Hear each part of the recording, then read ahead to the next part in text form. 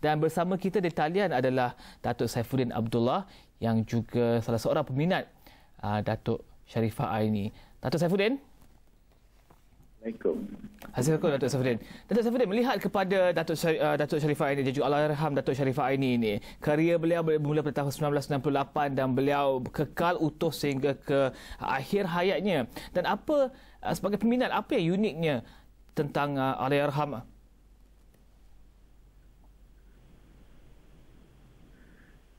Hello, Datuk? Halo, ya. Okay, pada saya Allahyarham Datuk Sharifah Aini penyanyi yang tulen. Maksud saya beliau menyanyi dalam erti kata yang sebenar. Beliau menggunakan muluk vokal, keagungan vokalnya dan tidak memerlukan sebarang lenggok fizikal beliau. Ya. Kalau dipentas ketika dia membuat persembahan itu, kehadirannya itu tidak memerlukan prop, tidak memerlukan bantuan daripada penari dan sebagainya. Pada saya jarang kita nak jumpa ya penyanyi yang tulen begini. Dia betul-betul menggunakan semata-mata kekuatan vokalnya sepenuh-penuhnya. Dan melihat kepada ini, mungkin boleh selamat dikatakan bahawa Allahyarham Datuk Sharifah Aini tidak bergantung kepada media sahaja ataupun tidak bergantung pada media sosial ataupun media masa pada kontemporari tersebut untuk melonjakkan dirinya. Sebaliknya bergantung kepada vokalnya yang bagus. Ya, benar. Dan lagi satu ialah ini yang saya fikir orang muda boleh teladani ya, bukan saja dalam bidang nyanyian. Maksud saya begini, dalam tahun 70-an orang tak boleh bayangkan boleh hidup dengan bernyanyi. Tetapi beliau begitu berani sekali bernyanyi dengan cara yang cukup profesional. Orang kata yakin gila lah ya dengan kekuatan yang ada pada dia. Dan kita boleh anggap beliau antara peneroka dalam industri hiburan yang orang kata yakin gila lah. Maknanya aku pandai nyanyi, aku memang bagus, baiki diri dan boleh hidup dengan menyanyi. Okey, dan apa yang kami pelajari daripada temu bual yang kami adakan bersama dengan Allahyarham Datuk sejak tahun 2008 dan juga 2009 serta dengan perbualan kami bersama dengan rakan-rakan seperjuangan Datuk Sharifah Aini adalah beliau ni bekerja keras. 130 album dalam sepanjang kerjayanya. 130 album tu ini bukannya satu jumlah yang sikit, Datuk, dan ini menunjukkan bahawa walaupun populariti itu ada, usaha tu harus terus dilakukan untuk memastikan bahawa jika ini nak dibuat, ini yang harus dilakukan. Sebab itu Allahyarham boleh bertahan begitu lama sebab dia betul-betul committed, dia betul-betul profesional. Ketika dia di puncak pun dia masih bekerja macam beliau bukan di puncak. Ya, dan kita pun tahu sejarah hidup dia seperti orang lain. Kita ada masalah kita sendiri tapi beliau bangkit, ya, tidak putus asa.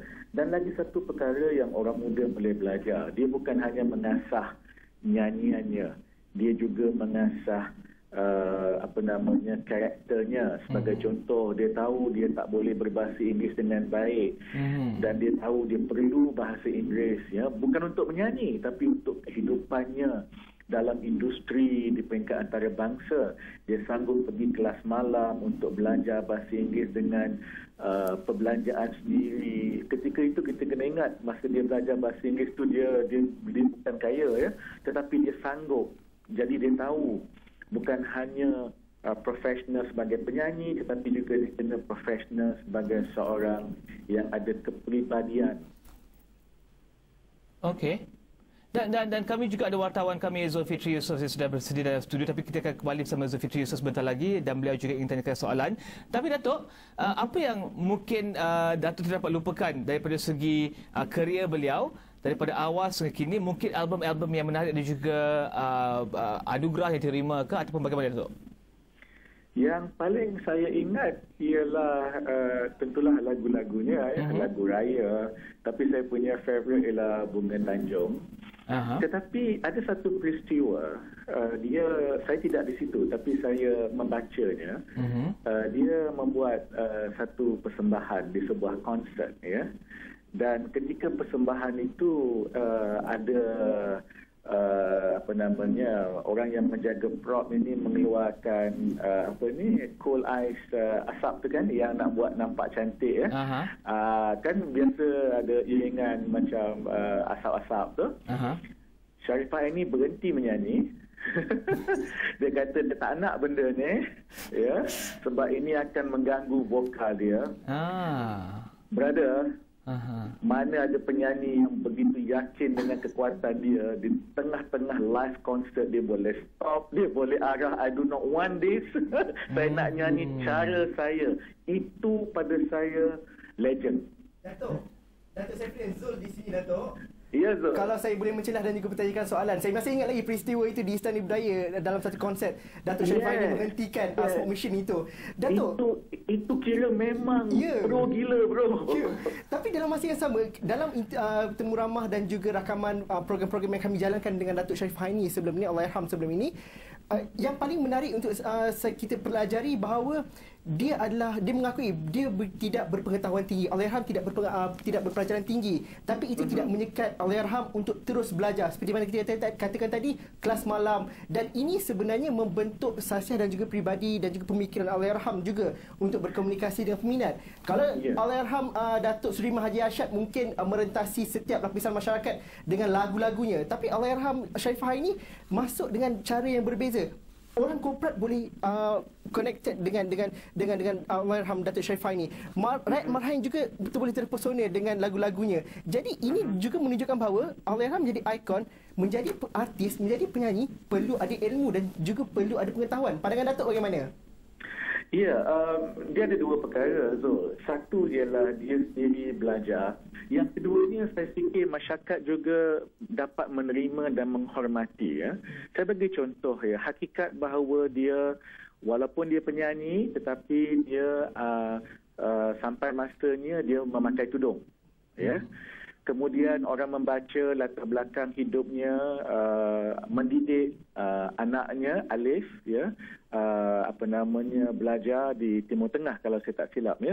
Jadi di Madinah. Jadi ini semua membentuk orang kata branding Sharifah Aini itu, ya, dengan, yalah, kalau nak cari masalah, nak cari salah ni, Zul, semua orang ada masalah, tapi kelihatan kegigihan dia, kesediaan dia untuk dirinya dibangunkan sendiri melalui liku-liku hidup menjadi lebih matang, kemudian mendidik anaknya, dan cara dia berhubung dengan masyarakat, dengan peminat.